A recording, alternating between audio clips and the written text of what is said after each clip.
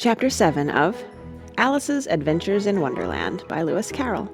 Chapter 7. A Mad Tea Party. There was a table set out under a tree in front of the house, and the March Hare and the Hatter were having tea at it. A dormouse was sitting between them, fast asleep, and the other two were using it as a cushion, resting their elbows on it and talking over its head. Very uncomfortable for the dormouse, thought Alice, only as it's asleep, I suppose it doesn't mind. The table was a large one, but the three were all crowded together at one corner of it. "No room, no room," they cried out when they saw Alice coming. "There's plenty of room," said Alice indignantly, and she sat down in a large armchair at one end of the table. "Have some wine," the March Hare said in an encouraging tone. Alice looked all round the table, but there was nothing on it but tea. "I don't see any wine," she remarked. "There isn't any," said the March Hare. "Then it wasn't very civil of you to offer it," said Alice angrily. "It wasn't very civil of you to sit down without being invited," said the March Hare. "I didn't know it was your table," said Alice. "It's laid for a great many more than three." "Your hair wants cutting," said the Hatter. He had been looking at Alice for some time with great curiosity, and this was his first speech. "You should learn not to make personal remarks," Alice said with some severity. "It's very rude." The Hatter opened his eyes very wide on hearing this, but all he said was, "Why is a raven like a writing desk?" "Come, we shall have some fun now," thought Alice. "I'm glad they've begun asking riddles. I believe I can guess that," she added aloud. "Do you mean that you think you can find out the answer to it?" said the March Hare. "Exactly so," said Alice. "Then you should say what you mean," the March Hare went on. "I do," Alice hastily replied. At least, I mean what I say. That's the same thing, you know." "Not the same thing a bit," said the Hatter. "You might just as well say that I see what I eat is the same thing as I eat what I see." "You might just as well say," added the March Hare, "that I like what I get is the same thing as I get what I like." "You might just as well say," added the Dormouse, who seemed to be talking in his sleep, "that I breathe when I sleep is the same thing as I sleep when I breathe." "It is the same thing with you," said the Hatter, and here the conversation dropped, and the party sat silent for a minute, while Alice thought over all she could remember about ravens and writing desks, which wasn't much. The Hatter was the first to break the silence. "What day of the month is it?" he said, turning to Alice. He had taken his watch out of his pocket and was looking at it uneasily, shaking it every now and then and holding it to his ear. Alice considered a little and then said, "The 4th." "2 days wrong," sighed the Hatter. "I told you butter wouldn't suit the works," he added, looking angrily at the March Hare. "It was the best butter," the March Hare meekly replied. "Yes, but some crumbs must have got in as well," the Hatter grumbled. "You shouldn't have put it in with the bread knife." The March Hare took the watch and looked at it gloomily. Then he dipped it into his cup of tea and looked at it again. But he could think of nothing better to say than his first remark. "It was the best butter, you know." Alice had been looking over his shoulder with some curiosity. "What a funny watch," she remarked. "It tells the day of the month, and doesn't tell what o'clock it is." "Why should it?" muttered the Hatter. "Does your watch tell you what year it is?" "Of course not," Alice replied very readily, "but that's because it stays the same year for such a long time together." "Which is just the case with mine," said the Hatter. Alice felt dreadfully puzzled. The Hatter's remark seemed to have no sort of meaning in it, and yet it was certainly English. "I don't quite understand you," she said, as politely as she could. "The Dormouse is asleep again," said the Hatter, and he poured a little hot tea upon its nose. The Dormouse shook its head impatiently and said, without opening its eyes, Of course, just what I was going to remark myself." "Have you guessed the riddle yet?" the Hatter said, turning to Alice again. "No, I give it up," Alice replied. "What's the answer?" "I haven't the slightest idea," said the Hatter. "Nor I," said the March Hare. Alice sighed wearily. "I think you might do something better with the time," she said, "than waste it in asking riddles that have no answers." "If you knew time as well as I do," said the Hatter, "you wouldn't talk about wasting it. It's him." "I don't know what you mean," said Alice. "Of course you don't," the Hatter said, tossing his head contemptuously. "I dare say you never even spoke to time." "Perhaps not," Alice cautiously replied, "but I know I have to beat time when I learn music." "Ah, that accounts for it," said the Hatter. "He won't stand beating. Now, if you only kept on good terms with him, he'd do almost anything you liked with the clock. For instance, suppose it were 9 o'clock in the morning, just time to begin lessons. You'd only have to whisper a hint to time, and round goes the clock in a twinkling. 1:30, time for dinner." "I only wish it was," the March Hare said to itself in a whisper. "That would be grand, certainly," said Alice thoughtfully. "But then, I shouldn't be hungry for it, you know." "Not at first, perhaps," said the Hatter, "but you could keep it to 1:30 as long as you liked." "Is that the way you manage?" Alice asked. The Hatter shook his head mournfully. "Not I," he replied. "We quarreled last March, just before he went mad, you know," pointing with his teaspoon at the March Hare. "It was at the great concert given by the Queen of Hearts, and I had to sing, 'Twinkle, twinkle, little bat, how I wonder what you're at.' You know the song, perhaps?" "I've heard something like it," said Alice. "It goes on, you know," the Hatter continued, "in this way. Up above the world you fly, like a tea tray in the sky, twinkle, twinkle."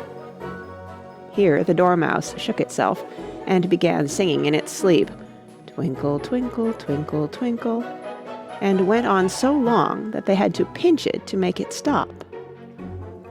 "Well, I'd hardly finished the first verse," said the Hatter, "when the Queen jumped up and bawled out, 'He's murdering the time! Off with his head!'" "How dreadfully savage!" exclaimed Alice. "And ever since that," the Hatter went on in a mournful tone, "he won't do a thing I ask. It's always 6 o'clock now." A bright idea came into Alice's head. "Is that the reason so many tea things are put out here?" she asked. "Yes, that's it," said the Hatter with a sigh. "It's always tea time, and we've no time to wash the things between whiles." "Then you keep moving round, I suppose," said Alice. "Exactly so," said the Hatter, "as the things get used up." "But what happens when you come to the beginning again?" Alice ventured to ask. "Suppose we change the subject," the March Hare interrupted, yawning. "I'm getting tired of this. I vote the young lady tells us a story." "I'm afraid I don't know one," said Alice, rather alarmed at the proposal. "Then the Dormouse shall," they both cried. "Wake up, Dormouse!" And they pinched it on both sides at once. The Dormouse slowly opened his eyes. "I wasn't asleep," he said in a hoarse, feeble voice. "I heard every word you fellows were saying." "Tell us a story," said the March Hare. "Yes, please do," pleaded Alice. "And be quick about it," added the Hatter, "or you'll be asleep again before it's done." "Once upon a time there were 3 little sisters," the Dormouse began in a great hurry, "and their names were Elsie, Lacie, and Tilly, and they lived at the bottom of a well." "What did they live on?" said Alice, who always took a great interest in questions of eating and drinking. "They lived on treacle," said the Dormouse, after thinking a minute or two. "They couldn't have done that, you know," Alice gently remarked. "They'd have been ill." "So they were," said the Dormouse, "very ill." Alice tried to fancy to herself what such an extraordinary way of living would be like, but it puzzled her too much, so she went on. "But why did they live at the bottom of a well?" "Take some more tea," the March Hare said to Alice very earnestly. "I've had nothing yet," Alice replied in an offended tone, "so I can't take more."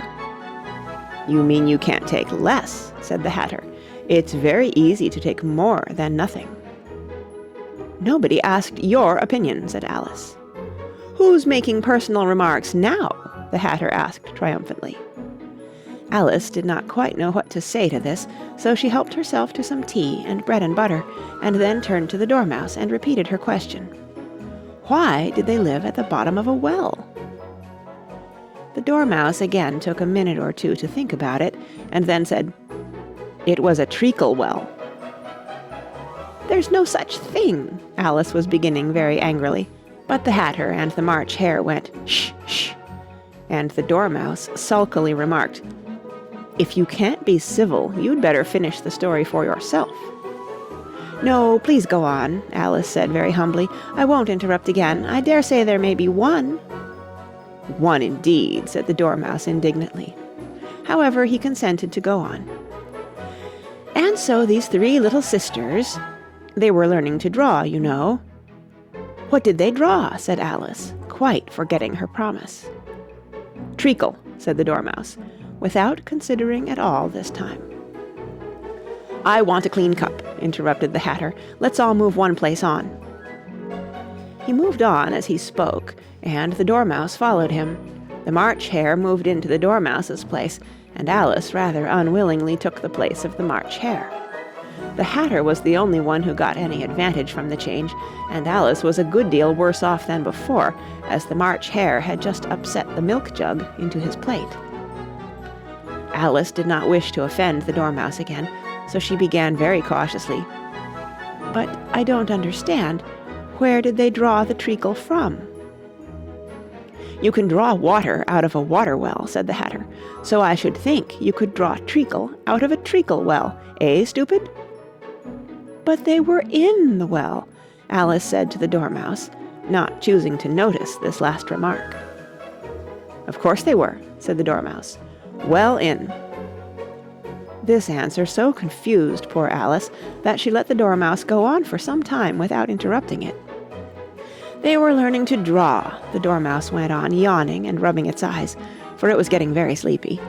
"And they drew all manner of things, everything that begins with an M." "Why with an M?" said Alice. "Why not?" said the March Hare. Alice was silent.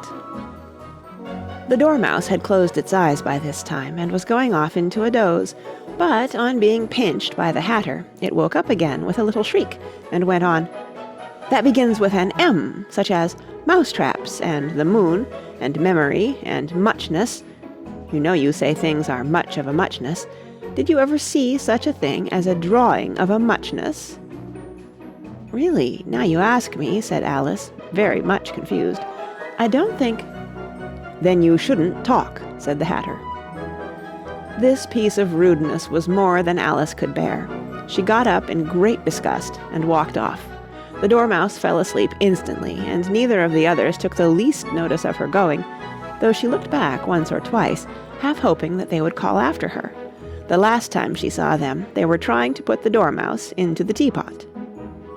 "At any rate, I'll never go there again," said Alice, as she picked her way through the wood.